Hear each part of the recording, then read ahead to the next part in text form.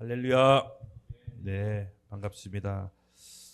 오늘 로마서 12번째 시간입니다. 그렇죠? 네, 오늘 주제로는 죄의 실체라고 이제 주제를 잡아봤는데 부제가 죄와 싸워 이기는 법입니다. 오늘 말씀 본문 구절이 로마서 5장 12절에서 21절까지인데요. 이 로마서 5장 12절에서 21절은요. 두 파트로 나눠져 있어요.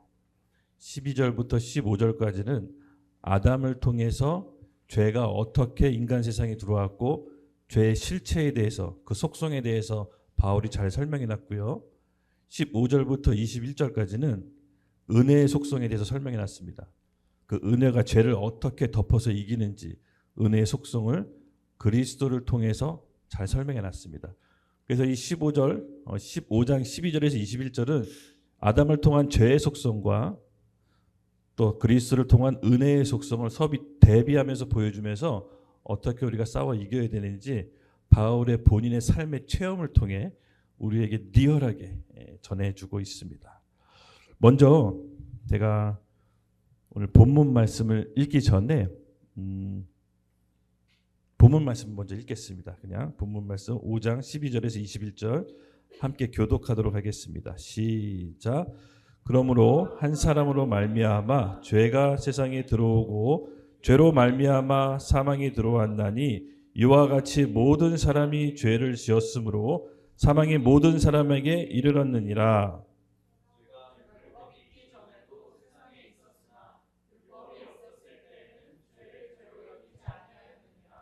그러나 아담으로부터 모세까지 아담의 범죄와 같은 죄를 짓지 아니한 자들까지도 사망의 왕노릇하였으니 아담은 오실 자의 모형이라.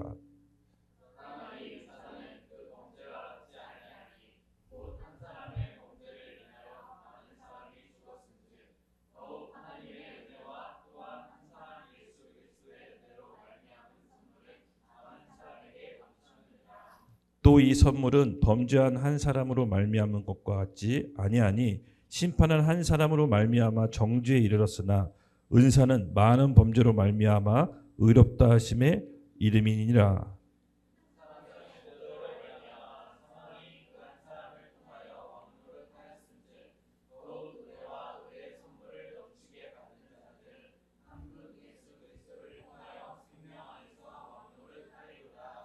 그런즉 한 범죄로 많은 사람이 정죄에 이른 것 같이 한 의로운 행위로 말미암아 많은 사람이 의롭다 하심을 받아 생명에 이르렀느니라.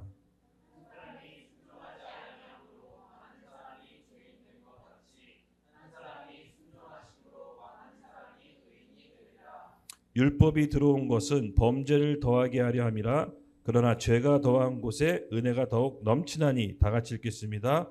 이는 죄가 사망 안에서 왕노릇한 것 같이 은혜도 또한 의로 말미암아 왕노릇하여 우리 주 예수 그리스도로 말미암아 영생에 이르게 하려 함이라.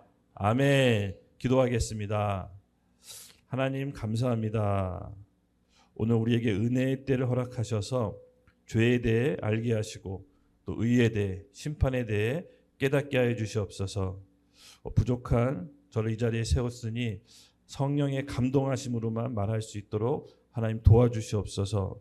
특별히 오늘 이곳에 모인 모든 사람들에게 하나님의 은혜와 사랑이 부어지기를 예수님의 이름으로 간곡히 기도드립니다. 아멘. 먼저 우리 본문 말씀 같이 살펴보기 전에 개인적으로 저한테 하나님이 좀 주신 우리 교회 공동체 주신 마음이 있었어요. 좀 같이 나누려고 하는데 에베소서 4장 13절에서 16절 말씀입니다. 우리 같이 함께 읽을까요? 시작. 우리가 다 하나님의 아들을 믿는 것과 아는 것이 하나 되어 온전한 사람을 이루어 그리스도의 장성한 분량이 충만한 데까지 이르리니 이는 우리가 이제부터 어린아이가 되지 아니하며 사람들의 속임수와 간사한 유혹에 빠져 온갖 교훈의 풍조에 밀려 요동하지 않게 함이라.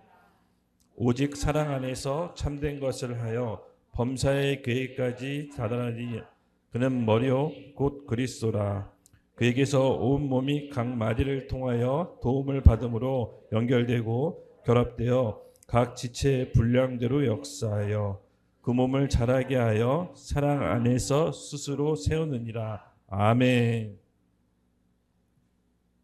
네, 에베소서 말씀 하나님께서 이렇게 묵상하게 하시면서 우리 교회에 이제 앞으로 참 다양하고 많은 사람들이 올 것 같아요. 정말 기존하고 좀 다르게 하나님께서 많은 청년들을 우리 기도 선포한 대로 많이 보내주실 것 같은 기분이 듭니다. 근데 성장통이라는 게 있잖아요, 그렇죠? 사람이 성장하면 통증이 오듯이 교회도 마찬가지입니다.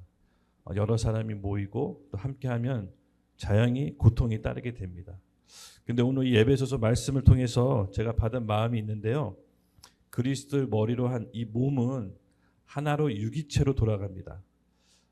몸의 구성원은 우리 다 다르죠. 손이 있고 발이 있고 눈이 있고 입이 있고 어느 거 하나 귀하지 않은 게 없습니다. 어느 거 하나라도 없다면 굉장히 불편합니다. 그렇죠? 어떤 혀가 이렇게 말합니다. 내가 모든 것을 말하고 내가 모든 것을 명령함으로 내 몸에서 혀가 가장 중요하다. 이렇게 혀가 주장할 수 있습니다. 근데 새끼발톱이 엄지발톱이 이렇게 얘기할 수가 있어요. 네가 아무리 말 잘하고 네가 아무리 모든 걸 명령해도 엄지발가락 하나 없어봐라. 온전히 서 있을 수 있냐. 예, 마찬가지입니다. 그리스도로 머리로 한 이 몸된 우리 공동체 안에는 여러분 잘 생각해 보세요. 조금 부족해 보이고 모자라 보이고 떨어져 보여도 사실은 다 필요한 존재입니다. 하나님께서는요 그렇게 우리를 모이게 하셨어요. 왜냐하면 서로 성장하라고. 그렇죠? 우리가 하나 어느 게 내가 중요하고 저 사람이 덜 중요하다 이렇게 얘기할 수 없습니다. 하나님께서는 몸으로 우리를 만나게 주시고 하나로 모이게 해주셨어요. 그럼 우리가 각자 기능이 다르고 역할이 다를 뿐이지 서로가 더 중요하고 덜 중요한 건 없습니다. 저도 단지 이 앞에 나와서 설교할 뿐이지 제가 여러분보다 하나님 보시기 중요하다 그렇게 저는 생각하지 않습니다. 또 PPT를 넘기고 드럼을 치는 경배기가 나보다 덜 중요하다 그렇게 생각하지 않습니다. 하나님이 보시는 관점하고 세상이 보는 관점하고는 전혀 다릅니다. 우리가 이 13절에 보면요. 하나님의 아들을 믿는 것과 아는 것이 하나가 되라고 합니다. 말씀을 듣고 아는 거와 실제로 삶아서 순종해서 믿는 것이 하나로 결합되지 않으면요. 사단이 틈을 타게 됩니다. 그래서 우리가 아는 게 믿는 게 하나가 되기를 예수님의 이름으로 기도하십시오. 내가 많이 알면 많이 안다고 해서 그것이 좋은 것이 아닐 수도 있습니다. 안 만큼 순종하지 않으면 사단이 틈을 타게 돼요. 그래서 온전한 사람으로 이루기 위해서는 그리스도의 장성한 분량까지 이르러야 되는데 오늘 이렇게 얘기합니다. 하나님의 아들을 믿는 것과 아는 것이 일치되게 하라. 하나 되게 하라. 그래야 사람의 속임수와 간사한 유혹에 빠져 온갖 교훈의 풍조에 밀려 요동하지 않게 하려고 한답니다. 예, 저는 압니다. 제가 나이를 먹고 신앙생활 하면 할수록 이게 참 무섭다는 생각이 좀 많이 들어요. 왜냐하면 제가 했던 기도, 제가 했던 말들이 결국은 내 삶에 일치되지가 않으면 이 사단이 교묘하게 틈을 들어와서 인생을 훔치고 도둑질하고 파괴한다는 것을 오늘 체험적으로 저는 많이 알고 있습니다. 그래서 오늘 이 말씀, 본문 말씀하고 좀 연관을 지어서 우리가 생각해 볼 텐데 우리가 이렇게 하나님 안에서 모이게 된 이 공동체 정말 귀한 공동체입니다. 옆을 한번 보세요. 옆을 한번 얼굴을 보세요. 내 가족, 내 식구 맞습니까? 아멘. 네. 하나님은 참 재밌으시게요. 좋아하는 사람들만 같이 있게 하지 않으세요. 하나님의 방법인 것 같아요. 우리의 용량을 넓히고 마음의 사이즈를 크게 하기 위해서는 하나님께서는 참 저기하는 사람들을 꼭 넣어주세요. 왜요? 우리가 성장해야 되기 때문에 우리가 다 많은 영혼을 품어야 되기 때문에 하나님께서 그렇게 하시는 겁니다. 그래서 앞으로 우리가 많은 사람들이 올 것 같아요. 그렇죠 여러분? 그런 생각 안 드세요? 네. 그러면은 조금 내 눈에 거슬리고 마음에 안 맞는다고 해서 여러분 그 사람들을 정죄하고 판단하고 비난하는 게 아니라 기도하셔야 돼요. 하나님 저 사람을 품을 수 있는 마음을 부어주세요. 여러분 이 기도가 하나님 보시기에 정말 위대한 기도입니다. 그 기도를 해야 돼요. 기도 시간에 나와서 여러 가지 제목이 있지만 누군가를 품게 해달라는 그 기도는 하나님이 보시기에 가장 위대한 기도예요. 제 경험으로 제가 그 기도를 한지 저도 사실 얼마 되지 않았어요. 신앙생활을 하고 직분이 올라갔지만 진짜 그 기도가 나온 지는 몇 년 전이에요. 그 전까지는 계속 나를 위한 기도했었거든요. 근데 어느 순간부터 제 마음에 하나님이 너 왜 너를 위한 기도만 하냐? 다른 영혼을 품을 수 있도록 정말로 기도해봐라. 근데 정말 그 기도를 했을 때 마음이 갑자기 넓어지던가요? 아닙니다. 어떤 사건을 만들어 주셔서 마음을 넓혀 주시더라고요. 여러분 기대하십시오. 그 기도를 하는 사람에게는 어떤 사건을 일으켜서 마음을 넓혀 주실 거예요. 아, 그러면 기도 응답이 이런 거였어? 라고 느끼실 겁니다. 할렐루야. 왜냐하면 지금 우리는 마지막 때를 살고 있습니다. 아버지 하나님의 뜻이 뭡니까? 마지막 날 내가 그토록 사랑하는 영혼들 하나도 잃어버리지 않고 다 찾아내는 게 아버지 하나님 마음의 뜻입니다. 그 아버지 하나님 마음에 우리가 같이 가야 되지 않겠습니까? 오늘 이 간장둥지 같은 좁은 마음 하나님 넓혀주세요. 정말 꼴보기 싫은 사람들 축복하게 해주세요. 내 입술로 축복하고 사랑하게 해주세요. 다짐합시다. 사랑은 연습해야 돼요. 훈련해야 돼요. 제 경험상 그렇습니다. 우리 옆에 얘기합시다. 사랑합니다.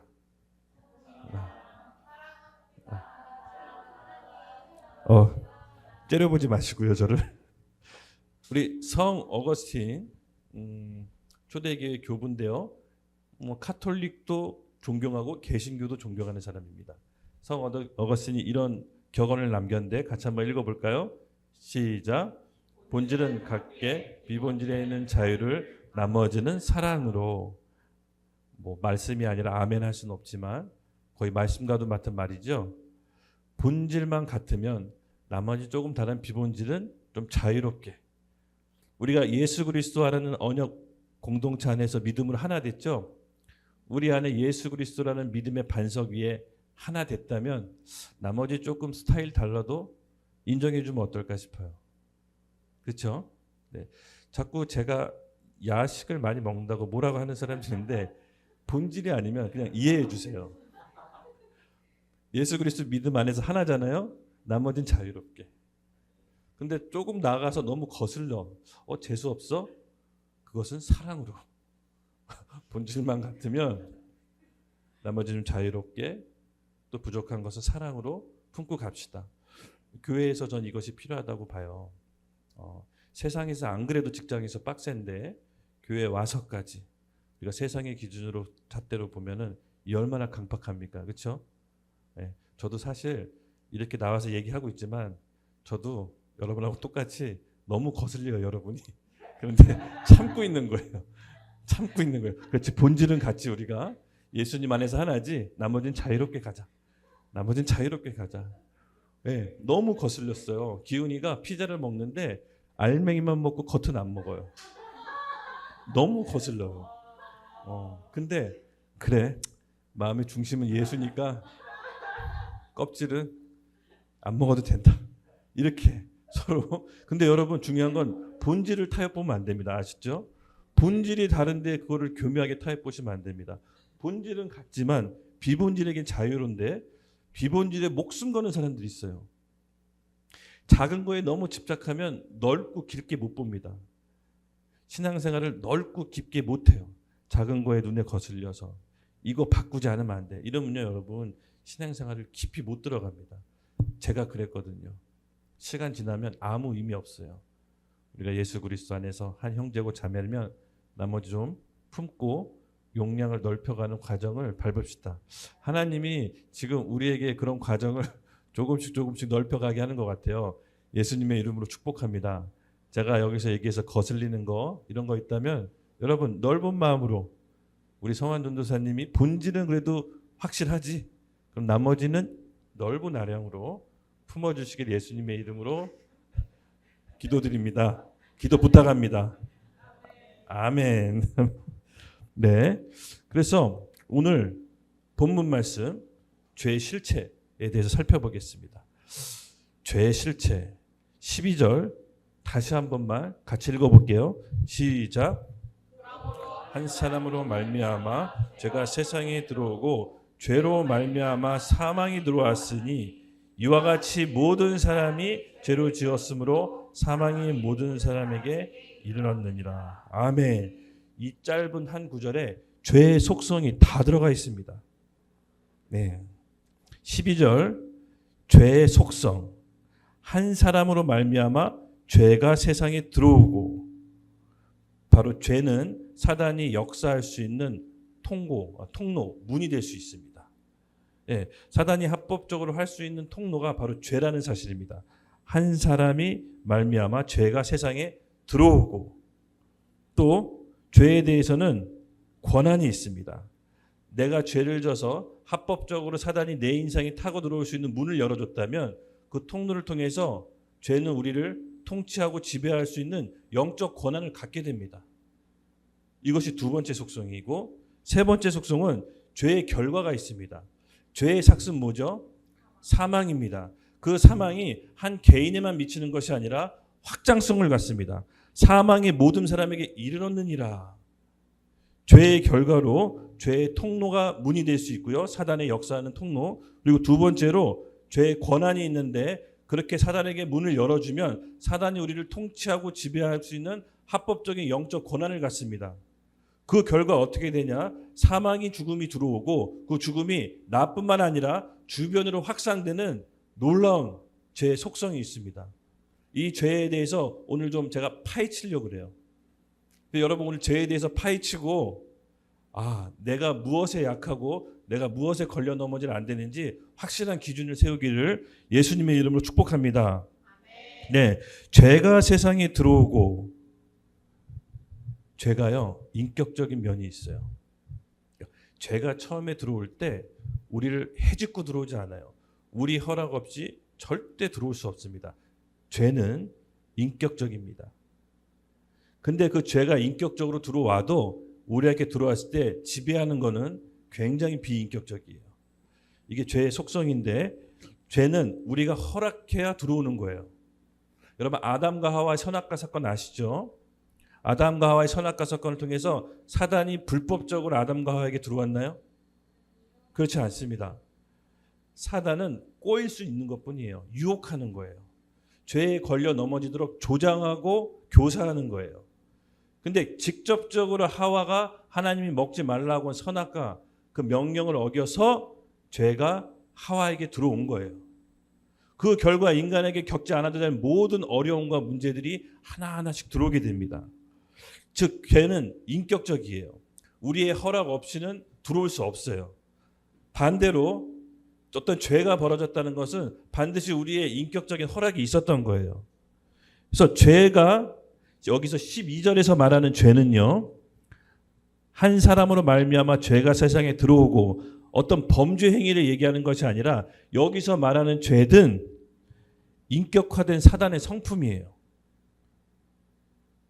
이해하셨죠? 사단의 성품이 인격화돼서 우리한테 나오는 거예요. 여러분 잘 아시다시피 베드로 있죠? 예수님이 십자가에 못 박히기 전 베드로가 항변했던 거 기억나시죠? 주여, 절대로 안 됩니다. 그게 지금 무엇입니까? 지금 베드로가 말하는 걸까요? 아니요. 베드로 이면에 지배하고 있는 영이 얘기하는 거예요. 영. 예수님의 십자가 구속 사역을 완성하지 못하도록 그 영인 사단이 얘기하는 거라고요. 사단은 우리 인격을 통해서 그 성품으로 나타나요. 우리의 상처, 이 바울은 견고한 진이라고 표현했는데, 이 견고한 진을 해결하지 않으면 그걸 통로로 삼아 사단이 인격화되어 성품으로 나와요. 어떤 사람하고 어떤 관계성을 가질 때 이렇게까지 할 필요는 없는데 이렇게까지 왜 이렇게 난리를 치지? 뭐 히틀러 보세요. 그렇게까지 유대인 600만 명을 학살할 이유가 있었나요? 김일성 보세요. 그렇게까지 동족 상잔의 비극으로 300만 명을 죽일 이유가 있었나요? 이게 뭐냐면요, 사단이 하는 거예요. 그 사단이 그 사람의 성품을 타고 들어오는 거예요. 우린 이것을 봐야 돼요. 우리의 사람은 혈과 육과 사람이 아니에요.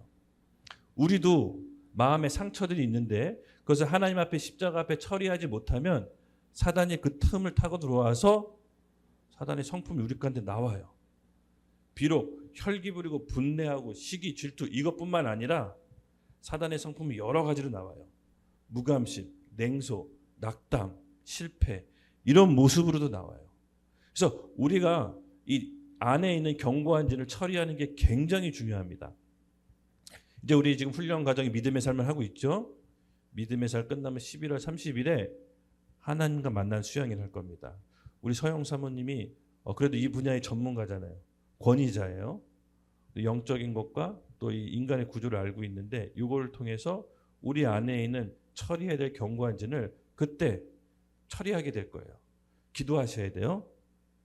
즉 죄는요 사단이 우리 가운데 인격적으로 합법적으로 들어와서 역사할 수 있는 통로를 마련한 겁니다.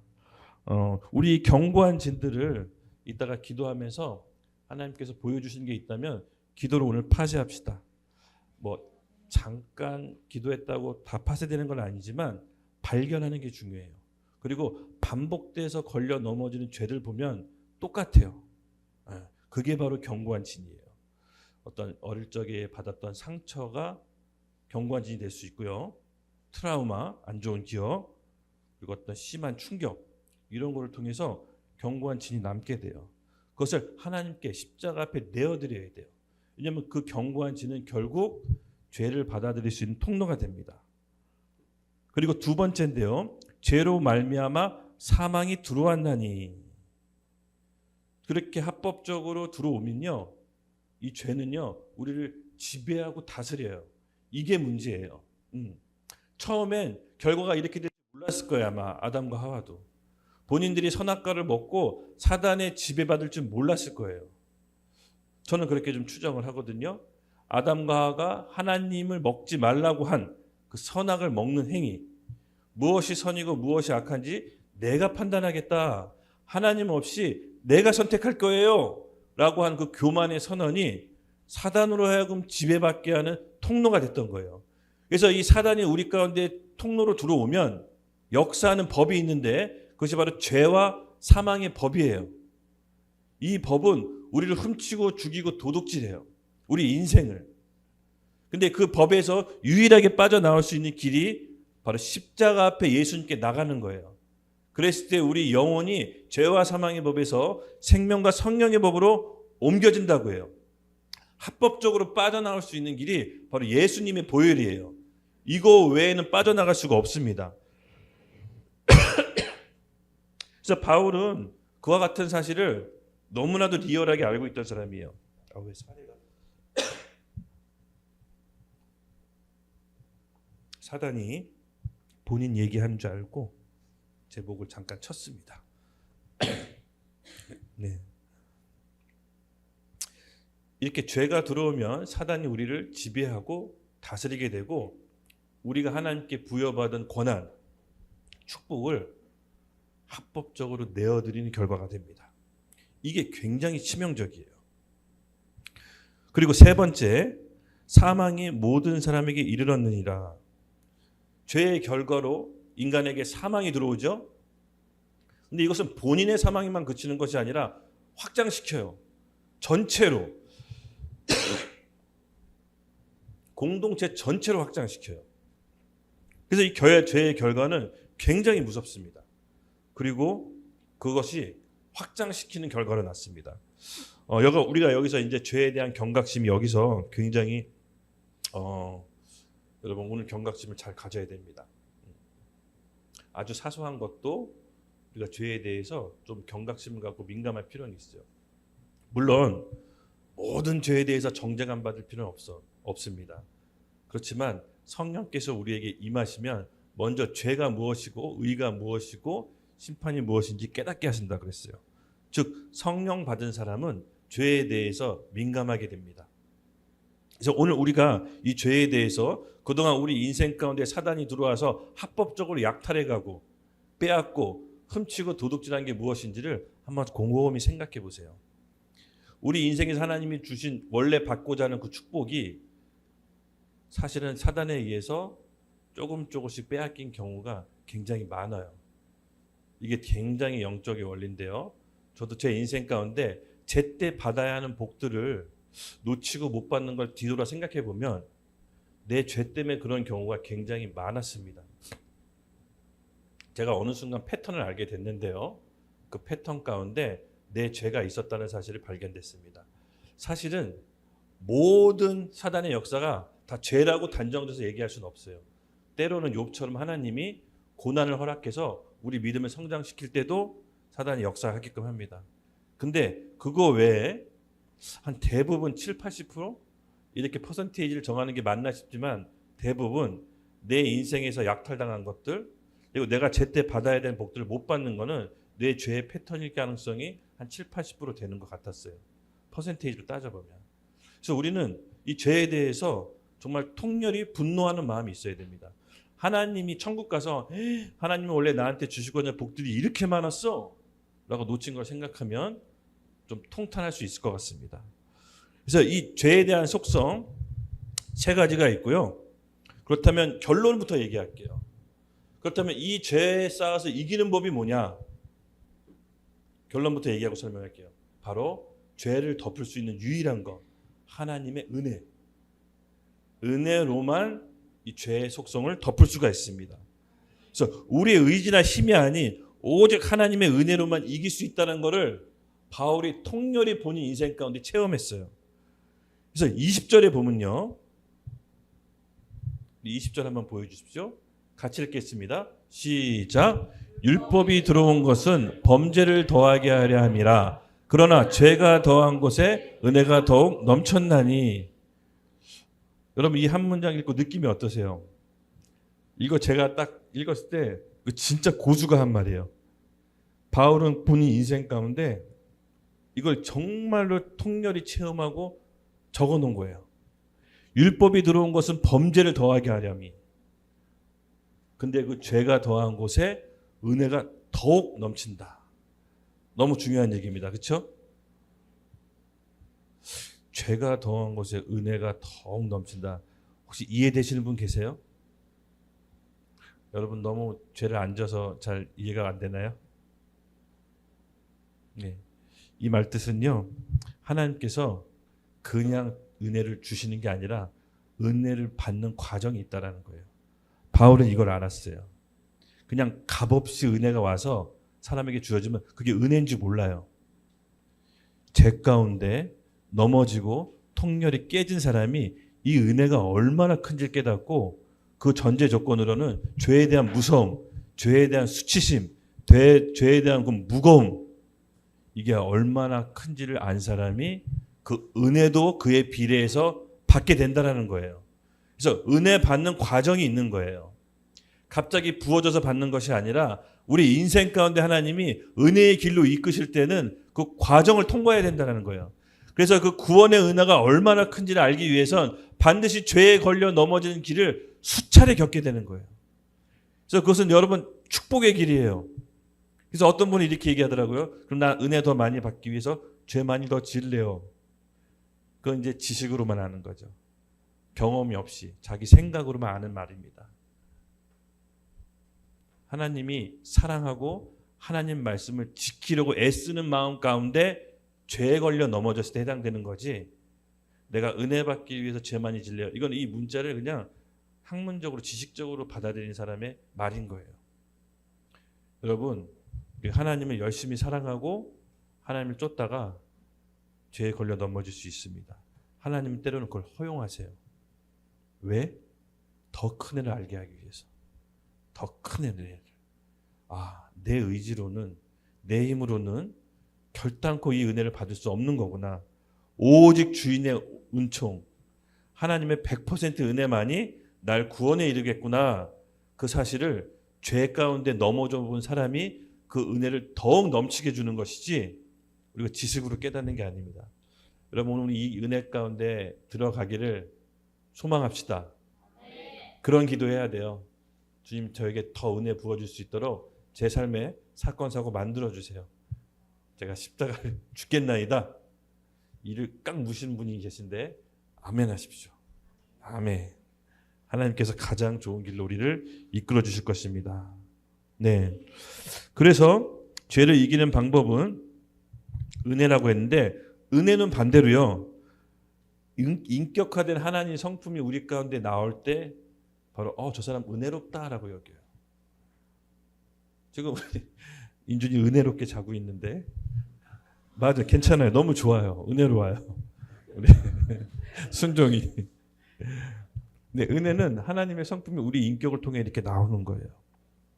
아까 죄는 뭐라 그랬죠? 사탄의 성품이 인격해 나온다. 우리 인격화된 성품이 사단의 성품이 죄를 통해 나왔을 때 그걸 덮는 것은 인격화된 하나님의 성품이 은혜로 덮는 거예요.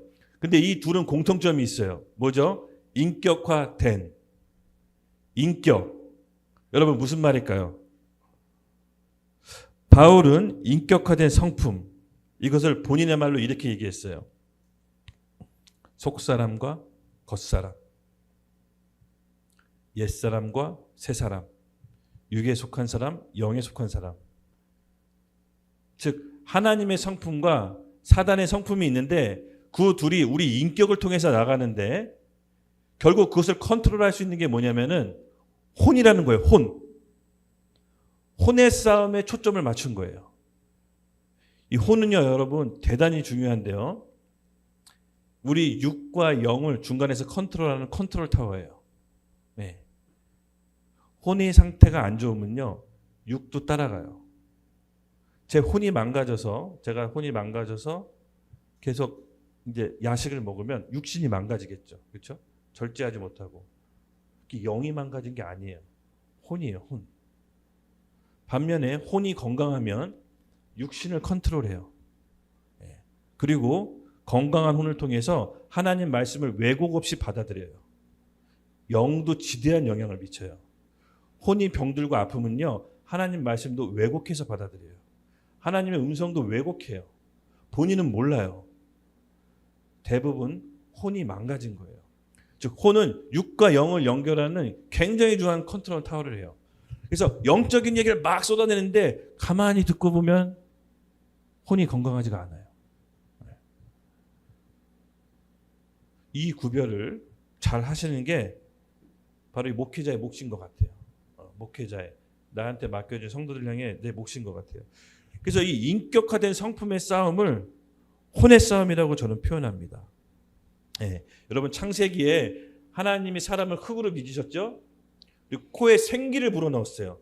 생기를 불어넣었다고 생명을 얻었다고 나와요. 그렇죠? 그 생명을 얻었다는 게 뭐냐면요. 감성, 의지, 지성을 가진 혼을 가진 사람이 된 거예요. 그 다음부터 본인 의지가 생겼고 생각하고 감정을 가지게 된 거예요. 무슨 말인지 이해하시죠? 즉 본인이 선택하고 본인이 생각하고 본인이 의지를 부릴 수 있는 바로 혼을 가진 사람이 되었다는 게 생명이 되었다는 뜻이에요. 이 혼은요 의지를 결정하는데 여러분 의지는요 사실 성경적인 말에 의하면 좋은 거예요. 의지는 하나님을 선택할 수 있는 힘을 말하는 거예요. 힘. 바울은 그 싸움이 우리 안에 첨예하게 대립된다 그래요. 바울이 이런 고백하잖아요. 내가 하나님의 법을 따르고 싶은데 내 안에 있는 또 다른 사람이 그 법을 지키지 못하도록 날 너무 괴롭힌다. 오호라 나는 공부한 사람이로다. 이 사망의 법에서 누가 나를 해방하랴. 하나님의 법을 따르고 싶은 속사람이 있고 육신의 법을 따르고 싶은 겉사람이 우리 안에서 첨예하게 대립하는데 이게 뭐냐면 혼의 싸움이에요. 혼. 내가 뭘 선택하는지 내 의지의 싸움입니다. 영의 싸움이 아니에요. 혼의 싸움이에요. 혼. 그러니까 하나님 앞에서 어떤 내가 의지를 발동할 힘이 없는 게 고집이에요. 의지가 박약하면서 생긴 게 고집이에요. 그래서 의지는 하나님을 선택할 수 있는 힘이에요. 이 혼을 강화시키는 게 바울의 말한 고백이에요. 그래서 바울은 이걸 실질적으로 너무 잘 표현했어요. 여러분 혹시 막 누가 보다 아닌데 고집 부리는 사람이 있잖아요. 사실은 의지가 약한 겁니다. 의지가 박약하면 막 고집이 세져요. 그렇지 인준아? 네. 근데 의지가 강하면요 고집이 없어져요. 하나님을 선택할 수 있는 힘이 강하면요 마음에 여유가 있어요. 당장 손해봐도 크게 요동치 않습니다. 여러분 우리 안에서 하나님의 의지를 발동할 수 있는 힘이 생기기를 예수님의 이름으로 축복합니다. 네. 그래서 이 혼은요 사실 우리가 생각하는 것보다 더 중요해요. 그래서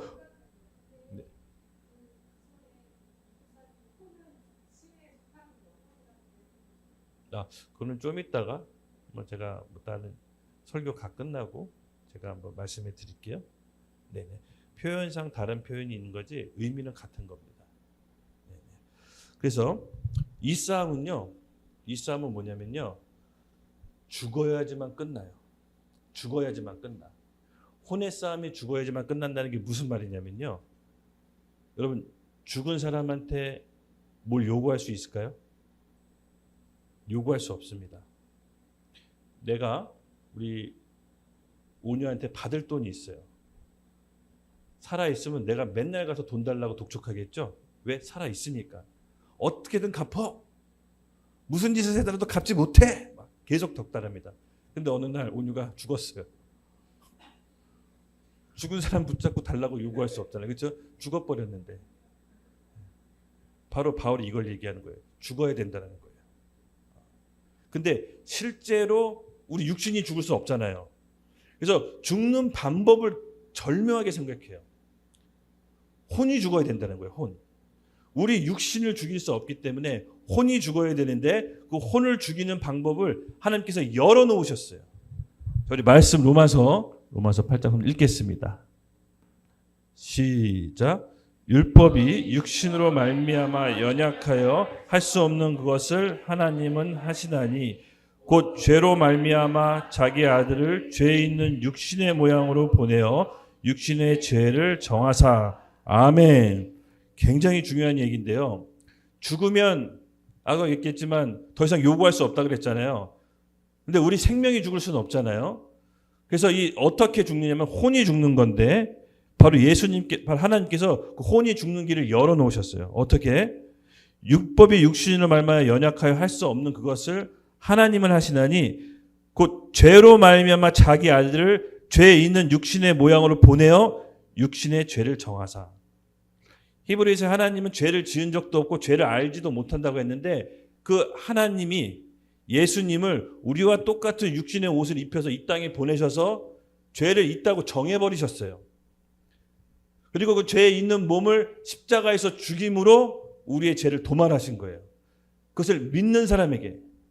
몇 가지 이해됐죠? 그럼 여기서 우리 혼을 어떻게 죽이냐? 그 예수님께서 나의 죄를 담당하셔서 십자가에 못 박혀 죽은 걸 믿는 사람에게는 내 혼을 그 예수와 함께 적용하는 게 있는데 로마서 6장 6절입니다.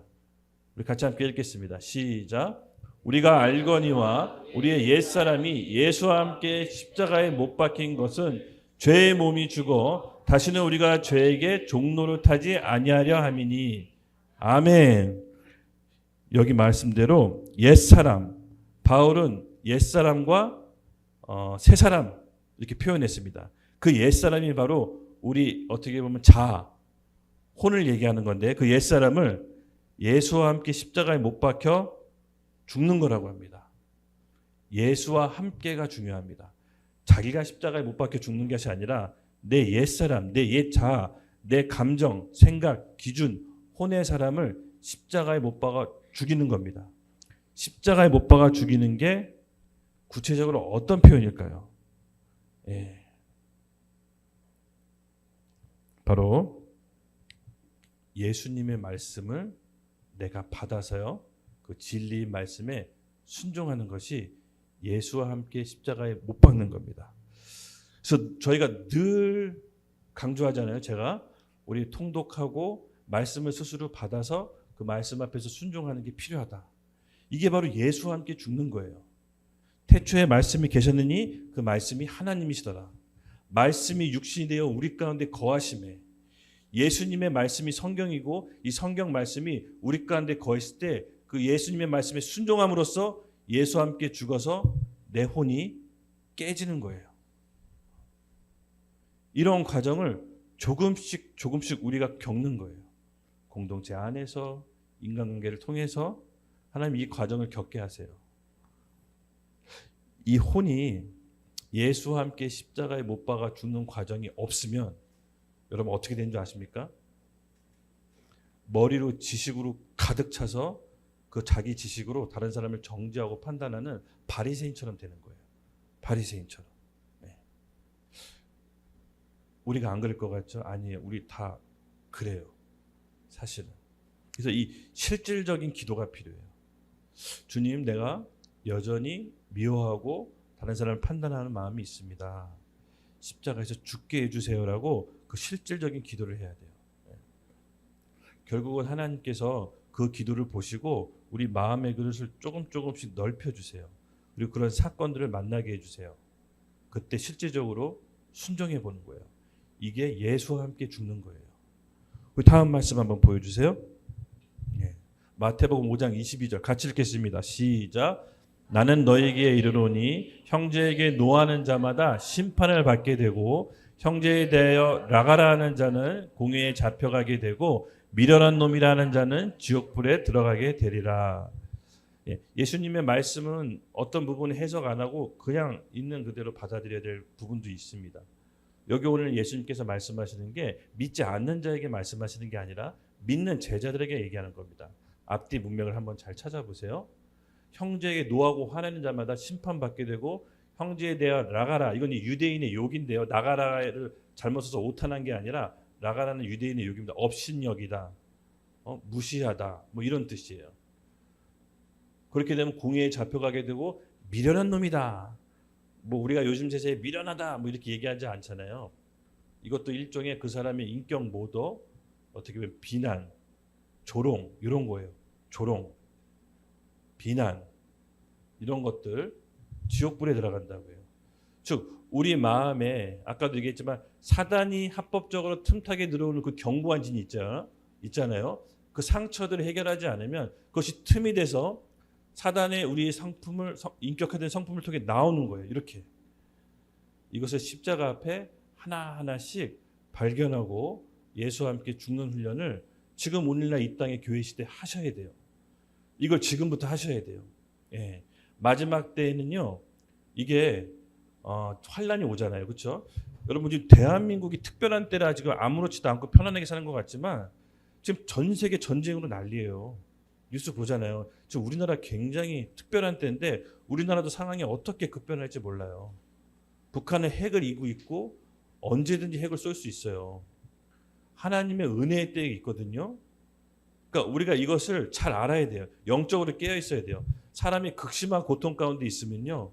우리 안에 있는 미움, 시기, 질투 할 여력이 없어요. 당장 내가 죽고 내 가족이 죽고 엄청나게 고통 가운데 누굴 시기하고 질투한다? 그럴 여유가 없어요. 마지막 때 환란은요. 우리를 많이 혼을 죽게 할 겁니다. 진짜를 알게 할 거고 서로 진짜 사랑하기. 이게 아이러니한 거예요. 진짜 아이러니한 거예요. 고통 가운데 어려움 가운데 하나님의 우리를 성숙하게 하세요. 예. 이게 정말 아이러니한 거예요. 예. 그래서 우리가 지금 이 교회 시대 때 여러분 이 준비를 하셔야 돼요. 이거는 저는 실질적인 메시지라고 봐요. 어떤 마지막 때라서 뭘 준비해서 우리 안전장치를 만들고 뭐 산속에 들어가고 이런 게 아니라 우리 내면에 있는 여러 가지 아픔, 이 견고한 진들을 제거하는 것들을 교회에서 하셔야 돼요. 그래서 우리 셀 모임 때 여러분 깊게 나누세요. 알았죠? 제가 이제 예배 형식이 바뀌면서 금요일은 우리가 메시지 나누고 예배에 집중하고 이제 전도하러 나갈 때도 뭐 그냥 생활하는 것처럼 집에 가는 길에 전도지를 돌리세요. 너무 큰 부담 갖지 말고 전도지를 집에 가는 길에 돌리는 걸로. 그리고 깊게 나눌 때는 여기서 나누지 않을 텐데 깊게 나눌 때는 셀에서 깊게 나누세요. 셀 리더가 역할이 굉장히 중요합니다. 지금 우리는 셀원이 없어요. 그런데 아닙니다. 많이 생길 겁니다. 셀원이 왔을 때 깊게 나누고 영적인 얘기를 많이 해주세요. 교회 시대에 우리 안에 있는 이 악을 제거하는 게 여러분 필요합니다. 네. 그래서 이 바울은 이 실질적인 싸움에 죽는 모습을 우리에게 보여주셨습니다.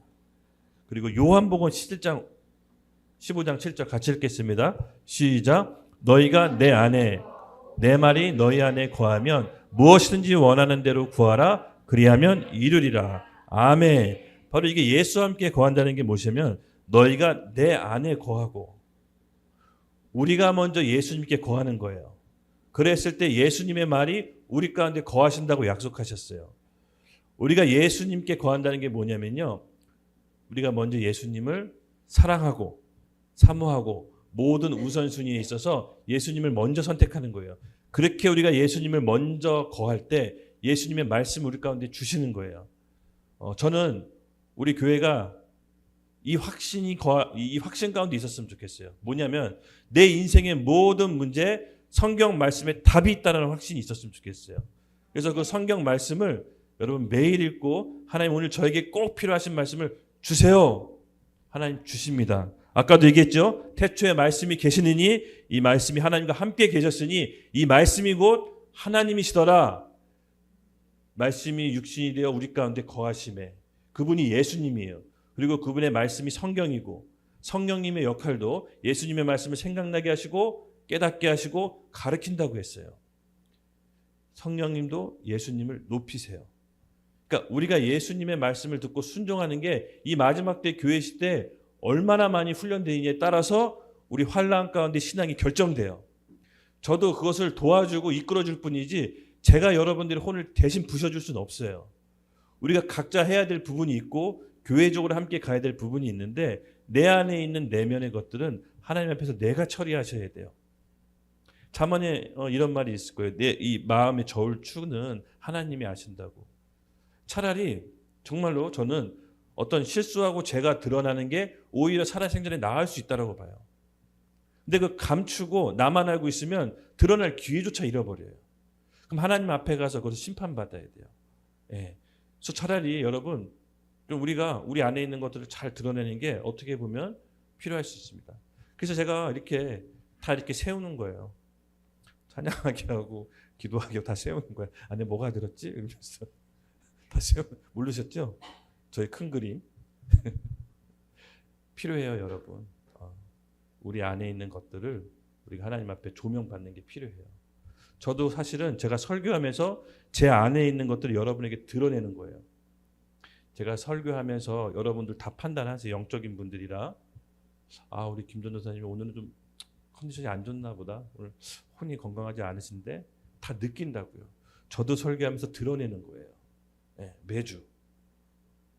저도 다 느껴요. 그러니까 우리가 이것을 교회에서 하나님께서 하게 하시는 거예요. 정말 필요한 겁니다. 아셨죠?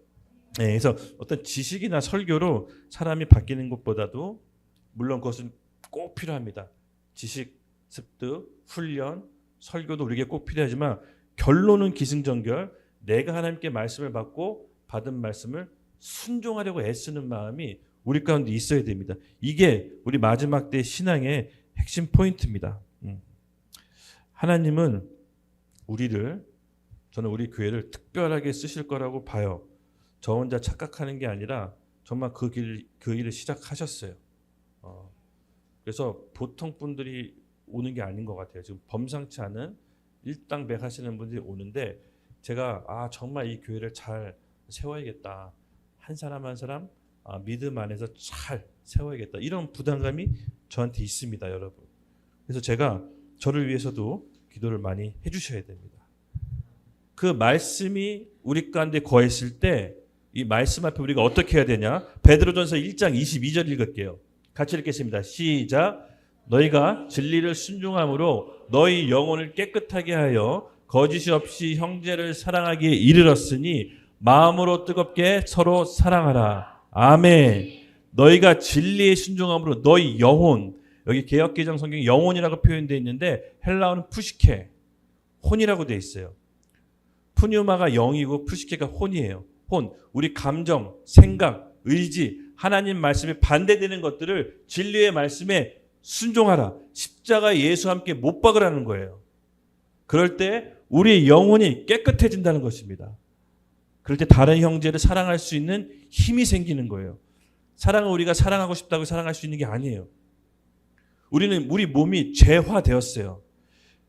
우리가 죄를 저질러서 죄인이 아니라 죄인이기 때문에 죄가 나오는 거예요. 그럼 이 죄인 자체를 십자가에서 처리하는 방법을 알려주신 거예요. 예수님이. 주님, 제 변하지 않는 이 모습, 제가 이 다른 사람을 사랑하지 않는 이 모습 오늘 십자가 앞에 내어드립니다. 주님 처리해 주세요. 저 정말 해결받기 원합니다. 제 안에 있는 미움, 악도 아버지 하나님 보여주신 게 있다면 제가 십자가 앞에 처리할 수 있도록 힘을 주세요라고 그 기도를 오늘 기도실에 나오셔서 하셔야 돼요. 이 기도가 땅에서 풀릴 때 하늘에서 먼저 풀려요. 그리고 생각하지 못했던 담과 여러 가지 묶임들이 풀리기 시작해요. 이거 굉장히 영적인 중요한 원리예요. 이렇게 믿음으로 승리해서 사는 훈련을 지금 우리 교회적으로 같이 해야 돼요. 같이 영향받고. 지금은 성령의 은사라고 해서 축복과 뭐 물질의 축복, 물론 이것도 하나님 다 주시는 거지만 실질적인 내면의 싸움을 싸우는 교회가 필요해요. 그렇게 해서 같이 이끌 수 있는 교회가 지금 필요해요. 그래서 허튼 소리 할 시간이 없는 것 같아요. 제가 좀 마음이 급해요. 정말 준비시키고 훈련하고 교회에서 함께 나누고 이 리더들을 세우는데 전심을 기울이지 않으면 지금은 시간 낭비할 시간이 없다라는 생각이 정말 듭니다. 그래서 13절 넘어갈게요. 13절 같이 로마서 13절 함께 읽겠습니다. 시작. 죄가 율법이 있기 전에도 세상에 있었으나 율법이 없을 때에는 죄를 죄로 여기지 아니하였느니라. 아멘. 여러분, 죄가 율법이 있기 전에 세상에 있었대요. 근데 율법이 없을 때는 사람들이 죄를 죄로 여기지 않았다고 합니다. 이게 무슨 말입니까? 그러니까 죄는 율법이 있건 없건 상관없이 원래 있었다라는 얘기예요. 근데 율법이 생김으로 그 죄를 인식하게 되고 깨닫게 됐다는 겁니다. 그래서 율법이 생기건 없건 죄는 우리 가운데 있는 거예요. 원래 우리 죄화되었기 때문에. 이해되시죠? 그래서 로마서 2장 14절에 15절 보면은 율법이 없을 때에도 우리 양심이 율법이 돼서 뭐가 옳고 그른지 우리 양심으로 안다라고 나와요. 그래서 내가 율법을 어기지 않았다고 해서 의롭다고 얘기할 수 없다라고 해요. 하나님의 말씀이 없는 시절에도 우리는 하나님께서 양심을 주셨어요. 그렇죠? 그래서 기본적으로 내 양심이 율법이 된다고 얘기합니다. 그러면 여러분, 죄는 우리가 죄를 짓는 즉시 사실은 죄를 짓고 있는 내가 죄인지 알아요. 근데 아까 전에도 제가 얘기했지만 죄가 사단이 역사하는 합법적인 통로가 됐다고 그랬잖아요. 제가 이 부분을 준비하면서 곰곰이 생각해 봤거든요.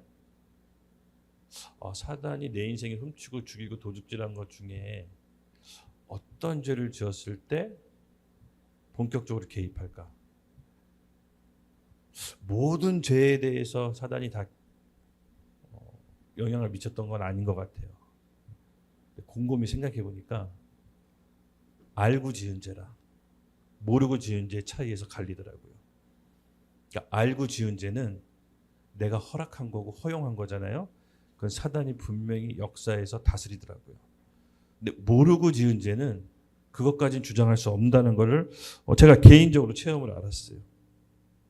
그래서 여러분, 내가 알고 고의로 선택해서 지은 죄는 반드시 하나님이 사단이 통치하고 다스릴 수 있는 합법적인 문을 열게 되는 겁니다. 우리 14절 같이 함께 읽겠습니다. 시작. 그러나 아담으로부터 모세까지 아담의 범죄와 같은 죄를 짓지 아니한 자들까지도 사망이 왕노릇하였으니 아담은 오실자의 모형이니라. 아멘. 아까 그 세 가지 속성 중에 죄의 확장성에 대해서 얘기했었죠. 마찬가지입니다. 아담으로부터 모세까지 아담이 범죄한 것 같은 죄를 짓지 아니한 자들까지도 사망의 왕노릇해서 지배한다고 합니다. 즉 다시 말해 죄는 하나님이 우리 인생 가운데 맡겨주신 통치권을 사단에게 내어주는 결과가 돼요. 우리 창세기 3장 16절에 리얼하게 나옵니다. 같이 창세기 3장 16절부터 19절을 좀 같이 함께 읽어보겠습니다. 시작. 또 여자에게 이르시되 내가 내게 임신하는 고통을 크게 더하리니 내가 수고하고 자식을 낳은 것이며 너는 남편이 원하고 남편이 너를 다스릴 것이니라 하시고 아담에게 이르시되 내가 내 아내의 말을 듣고 내가 내게 먹지 말라 한 나무 열매를 먹었은즉 땅은 너로 말미암아 저주를 받고 너는 내 평생에 수고하여야 그 소산을 먹으리라. 땅이 내게 가시덤불과 엉겅퀴를 낼 것이라. 내게 먹을 것을 밭의 채소인즉 내가 흙으로 돌아갈 때까지 얼굴에 땀을 흘려야 먹을 것을 먹었으니 내가 그것에서 취함을 입었음이라. 너는 흙이니 흙으로 돌아갈 것이니라 하신지라. 아멘.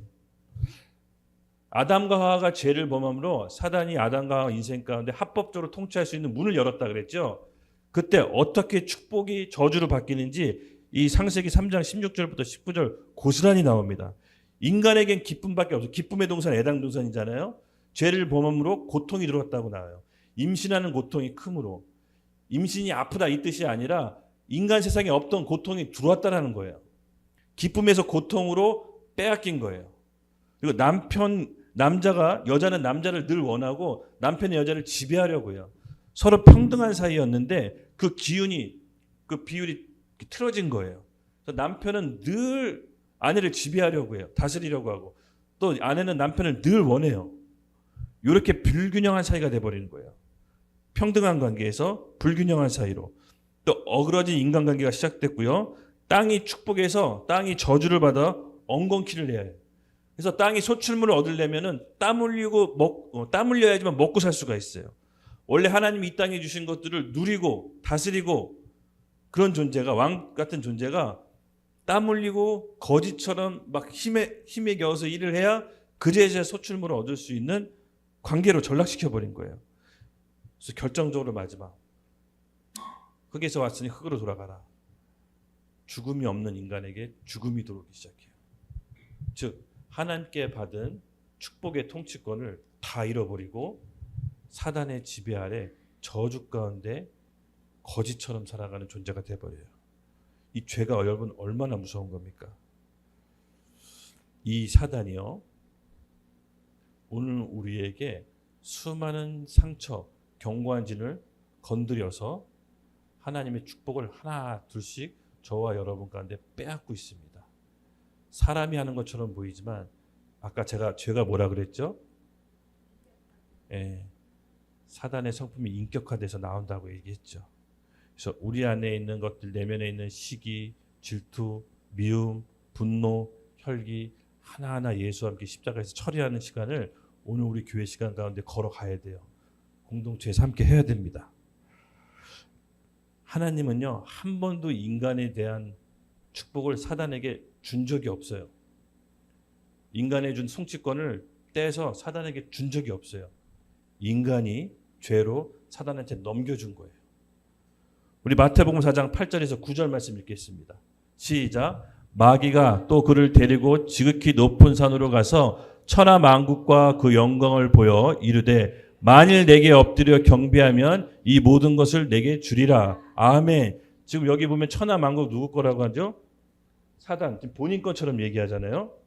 사실 이 천하 만국은 하나님이 인간에게 주신 거예요. 근데 이 말이 뭡니까? 지금 빼앗겼다라는 거예요. 빼앗겼다라는 거예요. 사단에게 통치권이 넘어가서 사단이 다스리고 있다는 겁니다.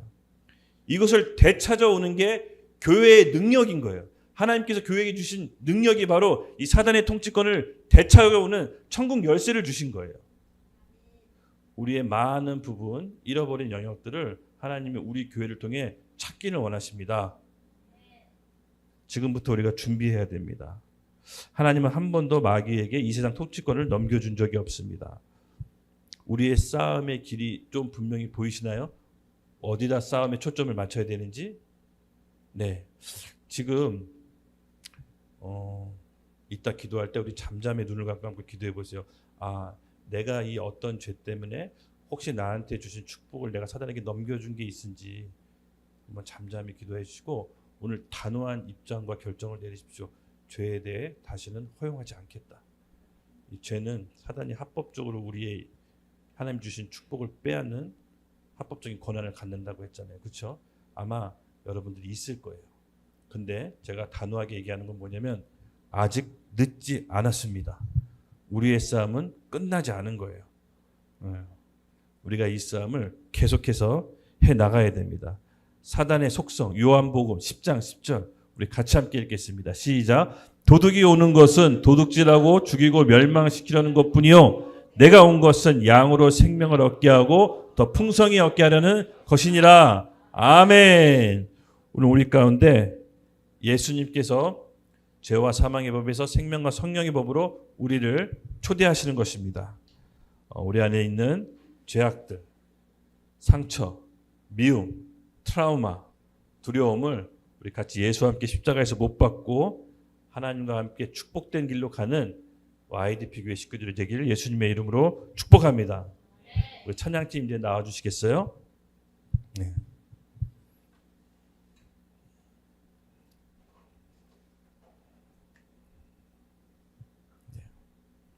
이제 결론을 얘기할 텐데요. 네. 제가 결론을 얘기할 때 잠깐만 눈을 감아 보시겠어요? 네. 잠깐만 눈을 감아 봅시다. 오늘 말씀처럼 우리 혼의 싸움이라고 했죠. 그렇죠? 예. 결국은요. 우리가 불순종하는 그 지점에서 사단이 역사하기 시작해요. 특별히 내가 어떤 눈에 띄는 죄가 짓지 않더라도 범죄 행위를 하지 않더라도 하나님이 말씀하시는데 불순종했다면 그것 또한 하나님 앞에서는 죄가 될 수가 있어요. 불순종. 창세기 아담과 하와가 했던 선악을 내가 판단하는 그 죄. 무엇이 선이고 무엇이 악인지 내가 결정하겠습니다. 하나님 상관없이 나도 결정할 수 있습니다. 그 자기의 생각, 기준, 판단, 그 불순종의 지점이 어딘지를 우리 곰곰이 잠잠히 생각합시다. 다 있어요. 그 지점이 어떤 면에서 우리가 너그러운 부분도 있는데 어떤 면에서는 그 지점이 있어요. 이것만큼 내가 판단하겠어. 꼭 그 지점에서 틈이 돼서 사단이 역사합니다. 오늘 그 지점을 내어드리기를 원합니다. 하나님 아버지, 우리 교회 성도들 불쌍히 여기시고 우리 하나님 허락하시는 은혜의 때 그 지점을 하나님께 온전히 내어드리기 원합니다. 다시는 황충과 메뚜기 떼가 나의 소산을 먹지 못하게 주여 방어해 주시고 보호하여 주시옵소서. 제가 내어드리지 못한 아직도 내가 여전히 내가 옳고 그름을 판단한 그 지점을 오늘 하나님 앞에 올려드립니다. 예수와 함께 십자가에서 죽게 하여 주시옵소서. 15절 그러나 이 은사는 그 범죄로 같지 아니하니 곧 한 사람 그 범죄로 인하여 많은 사람이 죽었은즉 더욱 하나님의 은혜와 또 한 사람 예수 그리스도의 은혜로 말미암아 선물을 많은 사람에게 넘쳤느니라. 아멘. 은사는 하나님이 주신 선물인데요. 그 하나님의 은혜, 하나님이 인격화되어 나타난 그 은혜, 여러분 그 은혜로 예수님의 보혈의 십자가로 내 안에 있는 연약함과 두려움과 상처, 트라우마를 오늘 십자가 앞에 내어드리기로 결단합시다.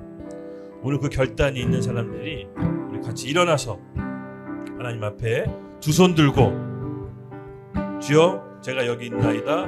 십자가 앞에 내 모든 상처와 두려움을 해결하여 주시옵소서. 예수와 함께 죽기 원합니다. 내 안에 있는 미움, 시기, 질투, 두려움, 낙담, 좌절감, 열등감 오늘 하나님 앞에 온전히 내어드립니다. 치유해 주시고 다시는 사단이 그에 틈타지 않도록 내 인생에 허락하신 하나님의 축복이 무너지지 않도록 빼앗기지 않도록 우리를 지켜주시옵소서. 예수의 피로 온전히 덮어주시옵소서. 우리의 혼의 싸움이 지지 않도록 성령님과 함께 우리에게 성령의 늦은 비를 부어주시옵소서. 우리 같이 주여 외치며 나가겠습니다. 주여!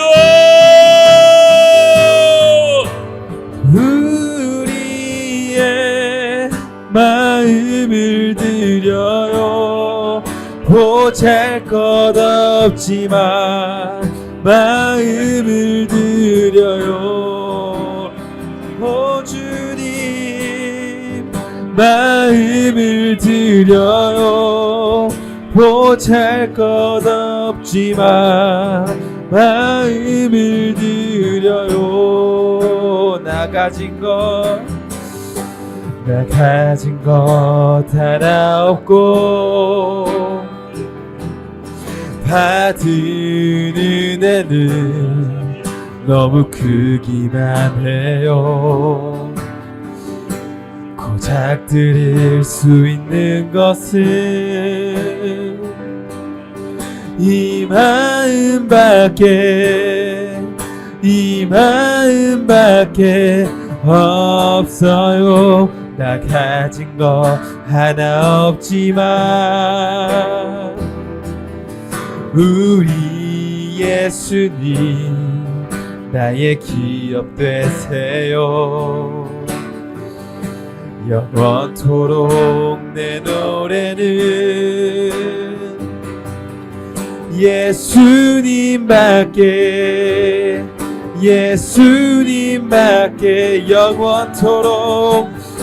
영원토록 내 노래는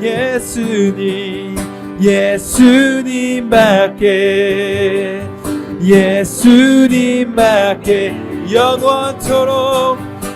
영원토록 내 노래는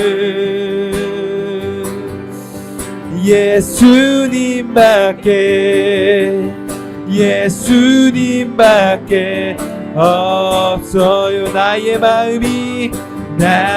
마음이 또 다른 향유가 되기를 기쁨의 노래를 예수님 받아주세요. 아멘. 나의 마음이 또 다른 향유가 되기를 기쁨의 노래를 예수님 받아주세. 나의 마음이 또 다른 향유가 되기를 기쁨의 노래를 예수님 받아주세요. 하나님 아버지 감사합니다. 하나님의 한량없는 은혜와 사랑을 우리 가운데 부어주시옵소서. 오늘 우리 안에 있는 내면의 상처와 어두움, 두려움, 그 모든 것들 예수와 함께 십자가 앞에 죽습니다. 우리 혼의 싸움을 통해서 승리하게 하여 주시고 하나님을 붙잡게 하여 주시고 하나님의 은혜가 우리 가운데 부어지게 하여 주시옵소서. 그 은혜로 죄와 싸워 승리할 것입니다. 하나님 앞에 온전히 우리 가운데 역사해 주실 예수님을 믿고 갑니다. 감사합니다. 예수님의 이름으로 기도드렸습니다. 아멘.